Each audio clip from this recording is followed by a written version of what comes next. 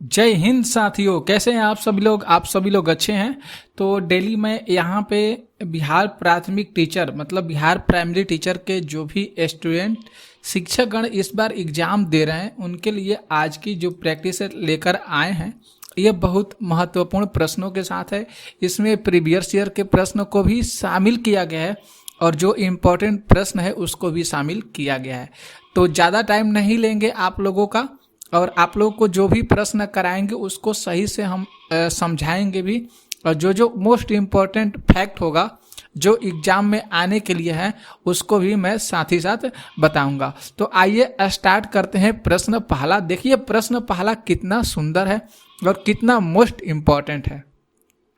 यहाँ पे देख सकते हैं जो फर्स्ट प्रश्न कर रहे हैं कि मौलिक अधिकारों को लागू करने के लिए न्यायालय निम्नलिखित में से किसे जारी कर सकता है। सुंदर सा प्रश्न है। जो मौलिक अधिकार है उसको लागू करना है तो न्यायालय जो है इसमें से क्या जारी कर सकता है। 4 ऑप्शन दिए गए हैं, 5 ऑप्शन दिए गए हैं, आप लोगों को 5 ऑप्शन दिया रहेगा। तो यहाँ पे ये ऑप्शन जो दिया गया है रीट, ये बिल्कुल सही बात है। रीट न्यायालय क्या जारी कर सकता है, तो न्यायालय रीट जारी कर सकता है। ठीक है, समझ में आ गया। अब रीट के बारे में हम लोग समझ लेते हैं कि रीट होता क्या है।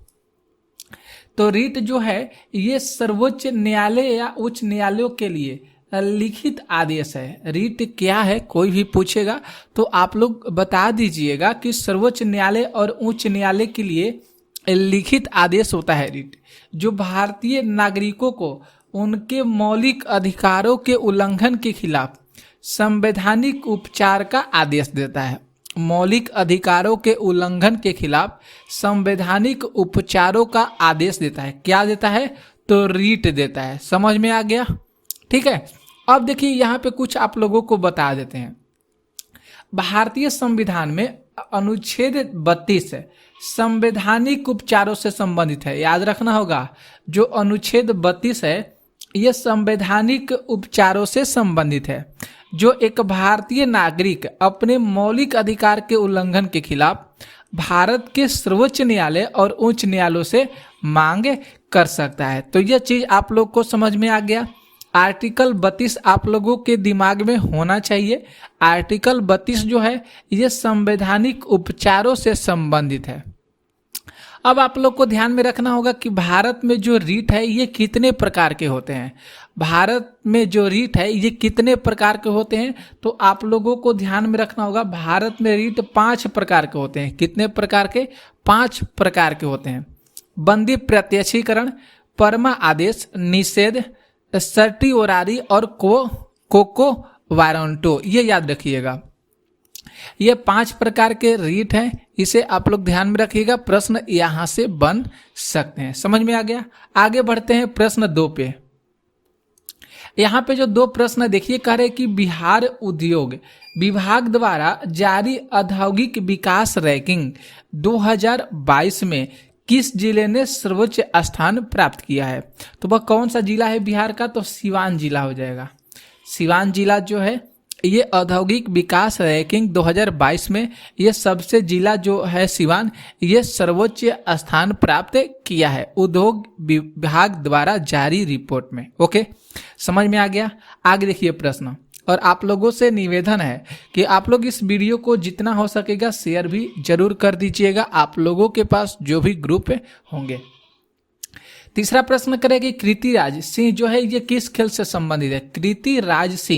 कृतिराज सिंह किस खेल से संबंधित है, तो भारोत्तोलन से संबंधित है। याद रखना होगा, कृतिराज सिंह किस खेल से संबंधित है, तो भारोत्तोलन से संबंधित है। ओके, अब यहाँ पे चौथा प्रश्न देखिए, बहुत सुंदर सा प्रश्न है कि निम्नलिखित में से कौन सा बांध महानदी पर स्थित है। कौन सा बांध जो है महानदी पर स्थित है, तो देखने के विकल्प के अनुसार हीराकुंड बांध, दुधवा बांध और घुमरा पदर बांध, ये तीनों जो बांध हैं ये महानदी पर स्थित है।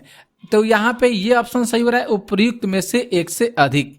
अधिकांश प्रश्न के उत्तर जो होते हैं, जो बीपीएससी पूछता है बिहार टीचर एग्जाम में, उसमें से अधिकांश उत्तर जो होते हैं वह उपर्युक्त में से एक से अधिक होते हैं, क्योंकि हमने बहुत बार देख चुके हैं, क्योंकि इसमें से उत्तर क्या हो रहा है, उपर्युक्त में से एक से अधिक उत्तर हो रहे हैं। ऐसे प्रश्न बीपीएससी इस बार पूछ रहा है, ठीक है।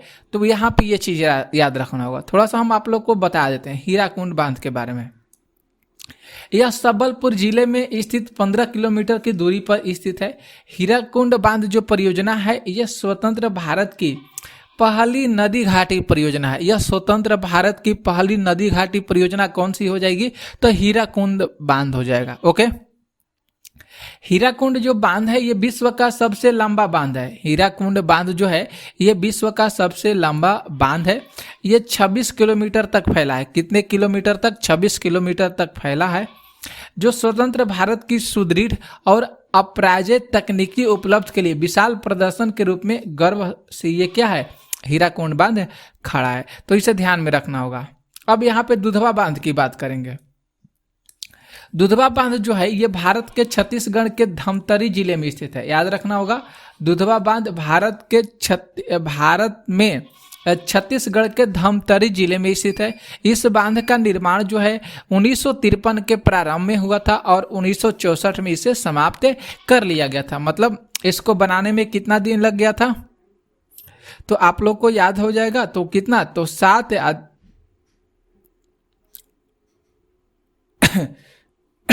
11, याद रखना होगा, 11 साल लग गया था। कितना लग गया था, 11 साल बनाने में इसको लग गया था। कौन से बांध को, तो दुधवा बांध को। कहाँ पे है, तो छत्तीसगढ़ में है।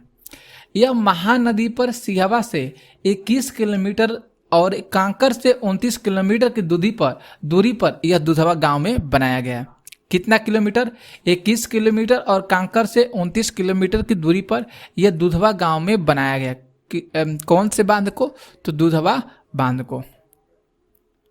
आगे देखिए प्रश्न 5 पे। यहाँ पे जो 5 प्रश्न कर रहा है कि अल अक्सा मस्जिद जो हाल ही में खबरों में थी, किस शहर में स्थित है।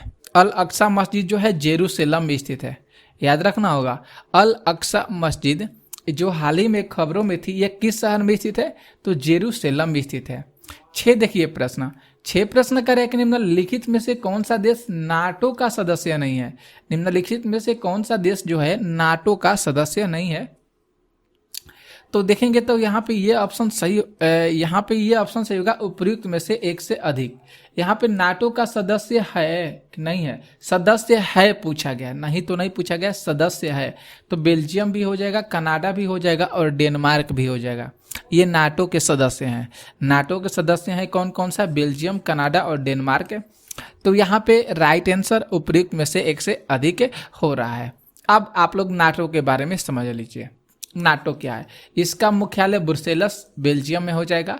यह जो है 32 स्वतंत्र सदस्यों देशों का गठन है, जिसमें से 12 संस्थापक सदस्य अमेरिका के वाशिंगटन में स्थित है। यह एक अंतर सरकारी सैन्य संगठन है। कौन सा, नाटो। स्थापना की बात करेंगे तो 4 अप्रैल 1949 को उत्तरी अटलांटिक संधि पर हस्ताक्षर के समय इसकी स्थापना हुआ था। किसका, नाटो का हुआ था। तो याद रखना होगा, नाटो की स्थापना 4 अप्रैल 1949 को हुआ था। कहाँ है उसका मुख्यालय, तो ब्रुसेल्स में हो जाएगा। आगे देखिए प्रश्न 7 प्रश्न। यहाँ पे 7 प्रश्न है कि कथन है एक पृथ्वी एक परिवार एक भविष्य, यह किसके साथ संबंध है।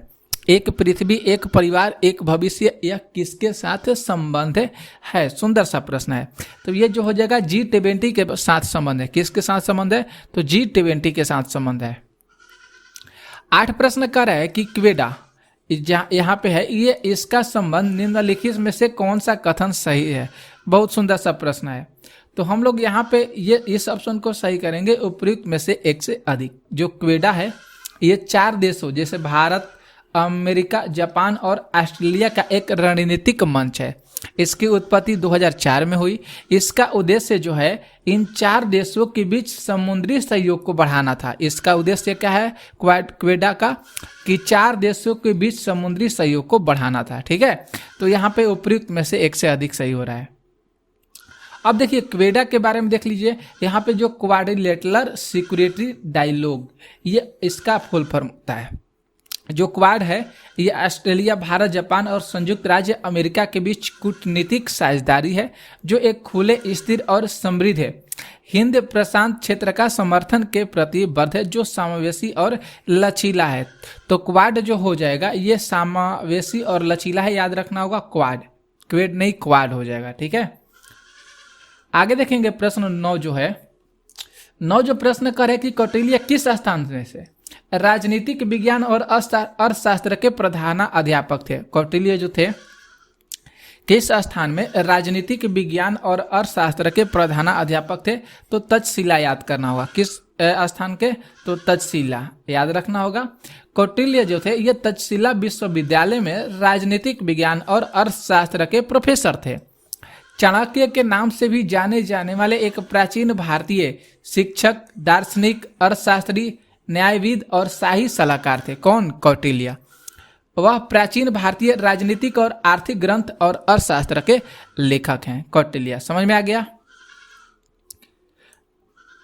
10 प्रश्न करें कि बिहार में 1781 के विद्रोह के संबंध में निम्नलिखित में से कौन सा कथन सही है। तो यहाँ पे डी ऑप्शन हम लोग इसको सेंगे उपयुक्त में से एक से अधिक। यह जमींदारों द्वारा किया गया विद्रोह था, यह किसानों द्वारा किया गया विद्रोह था, अंग्रेज बिना किसी परेशानी के विद्रोह को दबाने में सफल रहे थे। तो ये ऑप्शन सही हो रहा है।